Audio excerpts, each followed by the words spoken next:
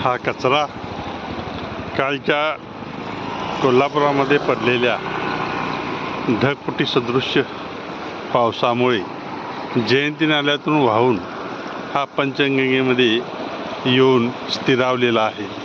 राजाराम बंधारा धरणाच्या बाजूला हा कचरा येऊन तटलेला आहे.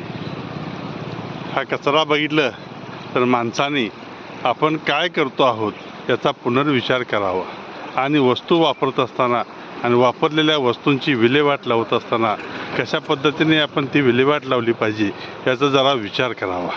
आपण स्वतःच या प्रदूषणाचे निर्माते आहोत आणि ही निर्मिती आपली थांबवायची असेल तर आपल्याला सर्वांना सामुदायिक प्रयत्न करून किंवा वैयक्तिक प्रयत्न करून हे थांबवणं शक्य होऊ शकतं.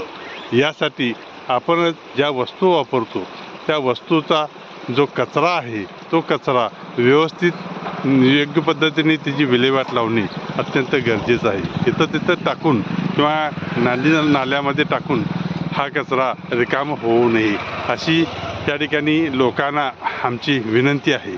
त्यामुळे माझी सर्वांना परत एकदा विनंती आहे की नदी नाले हे आपले गटारगंगा होऊ नयेत याची दक्षता आपण या ठिकाणी घेणं गरजेचं आहे. कचऱ्याचं प्रमाण तर प्रचंड आहे. हा जो कचरा जवळजवळ 5 टनाच्या वरती आपल्याला असल्याचं पाहावयास मिळत आहे. त्यामुळे सर्वांनी याचा विचार करावा ही पुन्हा एकदा नम्र विनंती.